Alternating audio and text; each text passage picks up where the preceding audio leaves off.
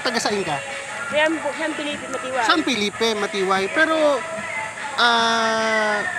napansin ko kasi gamit mo, di ka nagtuturog. Dahil man, di ka nagtuturog siya.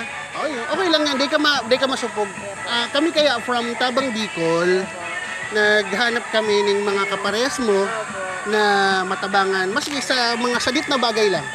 Naharag lang kani sa tinapay o tubig. Kumbaga, importante kaya sa mo na makatabang sa aga mo, makatawid gutom, di ba? Pero, anong pangalan mo, ate? Ayan po, Erlene. Erlene. Ate Erlene. So, pero may istarang ka pa sa San Felipe? Opo. Pero di ka na talaga nagtuturog duman. Hindi na po. Anong dahilan? Guys, pasensya na, pero gusto mo kayong maaraman, kaya kami sa Tabang Bicol, gusto mo maaraman si mga bagay-bagay, anong dahilan, minsan kaya nagigibo kami sa charity